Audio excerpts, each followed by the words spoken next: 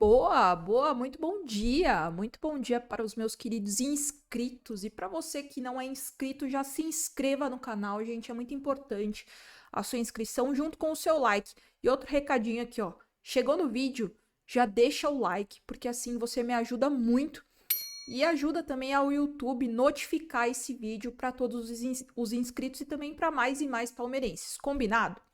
Gente, no vídeo de hoje eu quero muito abordar esse tema aqui com vocês, porque foi um tema que realmente me chamou muita atenção. E esse tema, ele foi discutido na zona mista, no jogo contra o Santos.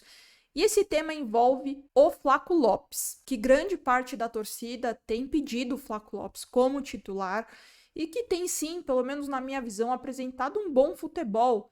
E onde eu já falei também, já falei em alguns vídeos, já falei no meu Instagram também, que vai aparecer aqui, que o problema do Flaco Lopes para mim sempre foi sequência. Por quê? Porque eu sempre vi técnica nele, eu sempre vi um bom futebol. Claro, ele precisou, né, de um amadurecimento, precisou ser lapidado também nesse tempo, mas eu quero abordar com vocês algo que ele falou que ficou muito aqui na minha cabeça, que me chamou muita atenção.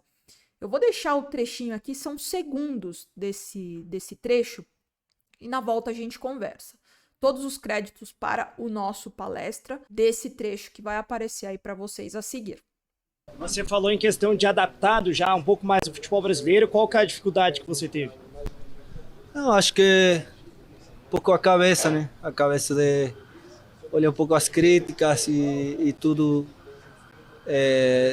Também adaptar meu físico, que eu cheguei estava muito magro, não tinha tanta força e hoje já sinto muito mais forte para brigar com os zagueiros, né? Bom, vocês viram aí, né, que o repórter perguntou sobre a principal adaptação que o Flaco Lopes teve quando chegou aqui no Palmeiras, né? E o que mais me chamou a atenção realmente foi a resposta que ele deu. Sincero, honesto, direto e pontual. Por quê? Porque ele falou sobre as críticas que ele recebeu. E me chamou a atenção porque ele poderia muito bem desconversar sobre essa pergunta, né? Ele poderia falar sobre o futebol super competitivo que o Brasil tem, ou não sei, até mesmo o gramado, ou a forma de trabalhar do treinador, do Abel Ferreira, ou então o elenco, etc. Mas não, a primeira adaptação que ele falou foram das críticas. E claro, gente, a gente é torcedor acima de tudo. É claro que a gente gosta que uma contratação ela deu o retorno esperado mediante a expectativa que a gente teve nessa contratação que tem assim um retorno esportivo já nos primeiros dias, né? Por exemplo, o Aníbal Moreno. Eu não vou ser leviana aqui e falar que eu não gostei do que eu vi, do que o Aníbal Moreno apresentou logo nos 2, 3 primeiros jogos, da impressão muito positiva que ele deixou dentro de campo. É claro que o torcedor quer isso. E daí você pode falar para mim: "Ah, mas o Flaco Lopes ele é muito bem pago, ele precisa render em campo". OK, é verdade.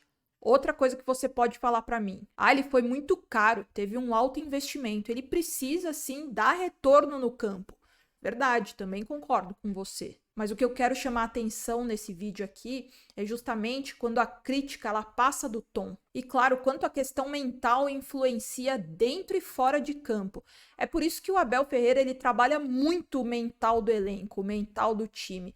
E eu posso dizer com todas as palavras e com toda certeza, na minha visão, que o elenco do Palmeiras é o elenco mais forte mentalmente. E por isso que consegue sair de situações muito adversas dentro do campo. Porque muitas vezes não vai na técnica, não vai na raça, não vai na vontade, no tático, vai no mental. Por isso que muitas vezes eu bato nessa tecla aqui e eu falo que o Palmeiras, apesar de muitas vezes não jogar bem, consegue ser eficiente ou então consegue arrancar um empate. O Palmeiras pode não ter um bom desempenho dentro de campo, mas o fator mental ele fala tão mais alto, muitas vezes, ou seja, já virou um padrão de comportamento, uma rotina, que muitas vezes o Palmeiras consegue arrancar um empate ou fazer viradas históricas, como a gente viu algumas delas no ano passado. Na minha visão, a contratação do Flaco Lopes ela cai num âmbito de oportunidade de mercado. Claro, com um alto investimento. Mas sim, a verdade é que foi um alto investimento para usufruir do talento do jogador a médio prazo. E esse método, ele pode ser discutido? Pode ter um debate? Pode gerar um debate em torno dele? Claro que sim. Alguns acham um absurdo fazer um investimento alto, ou seja, comprar um jogador para desfrutar do talento dele depois de ser lapidado 1, 2 anos depois. Mas, como eu falei no começo do vídeo, na minha visão, é muito claro, é muito nítido e evidente o talento do Flaco Lopes. Ele mesmo falou que precisava amadurecer fisicamente também. E sim, a verdade é que todas essas adaptações, todo esse amadurecimento levam tempo. Por isso que, entrando nesse assunto da contratação ou não do Diego Costa, na verdade já saíram algumas notícias, né? Foi veiculado que não, ele não virá para o Palmeiras. Se vocês querem saber a minha opinião, e eu já deixo aqui, eu acho que sim, o Diego Costa é sim um bom jogador. Mas eu sou contra a vinda dele para o Palmeiras. Eu acho que vai completamente contra tudo que a diretoria expôs e quis enraizar como filosofia dessa nova metodologia do Palmeiras. E sim, eu acho sim que o Palmeiras precisa de experiência, precisa de uma performance de alto nível que tenha sim experiência dentro do elenco. Eu sou completamente de acordo com isso. Precisa dessa flexibilidade, com certeza. Eu já falei várias vezes aqui, eu já inclusive falei sobre o livro do Abel, ele cita também isso, que essa mescla entre experiência junto com apostas mais a base é algo que enriquece o projeto e eu sou completamente a favor. Agora, o perfil de jogador como o Diego Costa, claro que tecnicamente não tem o que se discutir. Agora, a parte comportamental e outros quesitos são o que me questionam internamente e que eu não aprovo a vinda, não aprovaria a vinda dele para o Palmeiras. Eu acho que existem outras oportunidades de mercado que seriam muito mais benéficas para o projeto do Palmeiras em questão de elenco, né, de forma de trabalho. Por exemplo, o Hulk, eu acho que teria sido um negócio absurdo se ele tivesse no Palmeiras. Eu acho que foi uma grande bobeada mesmo do Palmeiras em não ter trazido o Hulk.